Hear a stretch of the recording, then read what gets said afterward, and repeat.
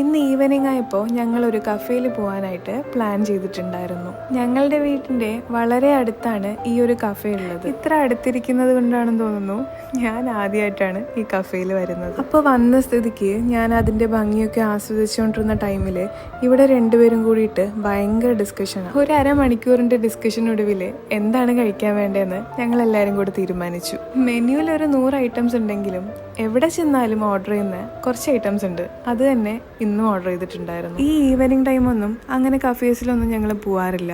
പക്ഷേ എൻ്റെ വീട്ടിലെ PA ഉണ്ടല്ലോ, ആളുടെ സ്കൂൾ അടച്ചതിൻ്റെ പൊലിവാണ് ഈ കാണുന്നത്. അപ്പോൾ വന്ന ഫുഡൊക്കെ കഴിച്ചു കഴിഞ്ഞിട്ട് ഇവിടെ രണ്ടുപേരും കൂടിയിട്ട് അടുത്തെന്ത് ചെയ്യാം എന്നുള്ള പ്ലാനിലാണ്. ഞാൻ ഏതായാലും ഇവരെ രണ്ടാളെയും മൈൻഡാക്കിയിട്ടില്ല. ഇവരുടെ ഈ പ്ലാനൊന്നും ഞാൻ കണ്ടിട്ടുമില്ല കേട്ടിട്ടുമില്ല എന്നുള്ള രീതിയിലാണ് ഞാൻ അങ്ങോട്ട് തിരിഞ്ഞു നിന്നത്. ഈ ഒരു ഈവനിങ് കളിയും ചിരിയുമായിട്ടാണ് ഞങ്ങൾ തിരിച്ച് വീട്ടിലെത്തിയത്.